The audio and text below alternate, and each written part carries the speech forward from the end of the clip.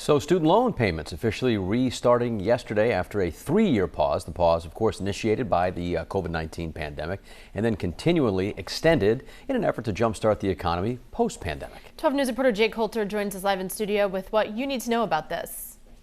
Yeah, Kate, Patrick, tens of millions of Americans once again faced with student loan repayments. American students collectively sharing more than $1 trillion in student debt. But the Biden administration has made strides in its effort to ease the burden. There are several income-driven repayment plans, including President Biden's new SAVE plan, which calculates monthly payments based off of a borrower's income. For example, if a single borrower is making less than $30,000 a year, they won't have to make any payments right now. Financial advisor Jeff Massey says the administration is also working to expedite forgiveness.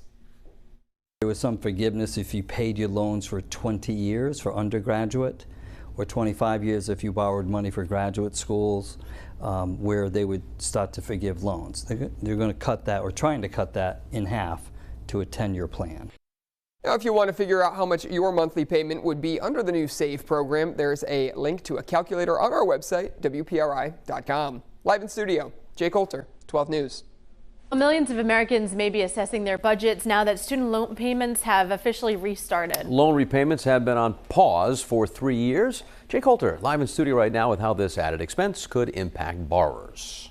Yeah, that's right, Patrick. Kate, with yesterday being the first of the month, nearly 44 million borrowers are back on the hook for their student loan payments. One of President Joe Biden's campaign promises was student debt forgiveness, but in June, the Supreme Court rejected a White House plan to offer up to $20,000 in loan forgiveness. With repayment now back in effect, a recent survey finds nearly half of borrowers will be delinquent on their payments. Financial counselor Kim Miller says many folks will now need to rework their budget to account for the extra monthly expense they've done without for the last 3 years.